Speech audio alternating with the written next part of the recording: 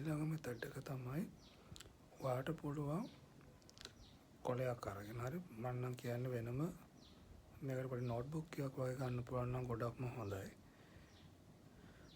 ඔයා ස්ටෝරි එකක් විදිහට ලියන්න ඕන. ඒ කියන්නේ ඔයා ඇචීව් කරගන්න ඉන්න ලයිෆ් එක ඔයා දැන්ටම ඔල්රෙඩි ඇචීව් කරන් කියලා හිතාගෙන ඒක ඔයා ලියන්න ඕන. අපි උදාහරණයකට ගමු. එක්වින් ඔයා අද ඉතාමත් සාර්ථකව ඔයාගේ වීඩියෝ ප්‍රොඩක්ෂන් වැඩ කටයුතු කරා. ඔයා මිනිසුත් එක්ක බොහොම සාමකාමීව හොඳින් ගනුදෙනු කරා. ඔයාට ගොඩාක් මුදල් අද ලැබුණා. ඉතින් ඔයා ගොඩක් ධනවත් කෙනෙක්.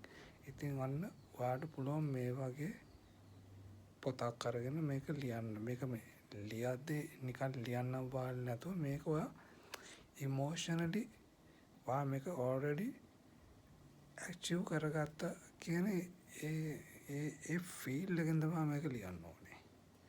ඉතින් මේක ඔයා රෑ නිදා ගන්න කලින් මේක කරන්න. මේක කරලා ඔයාට පුළුවන් මේක ඔයාට විෂුවලයිස් කරන්න පුළුවන් ලිව්ව එක.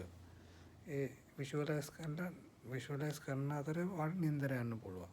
ඒ කියන්නේ ඔයා නිදා ගන්න ගමන් මේක විෂුවලයිස් කරගෙන ඔයාට නිකම්ම නින්ද යනවා. එතකොට ඔයාගේ සබ්කොන්ෂස් මයින්ඩ් එක මේක තමයි නින්දෙන් පස්සේ සම්පූර්ණ කමාන්ඩ් එකක් හැටියට තියාගෙන ඉන්නේ. ඊට පස්සේ ඔයාට මේක පුළුවන් ආපහු උදේ නැගිට්ටම ආයෙත් පුළුවන් නම් මේ ඔයා ලිව් එක කියවලා පොඩ්ඩක් අවෑර්නස් එකේ ඉන්න. මේක දිගටම කරන්න බලන්න ඔයාට ලොකු වෙනසක් අනිවාර්යයෙන්ම සිද්ධ වෙනවා.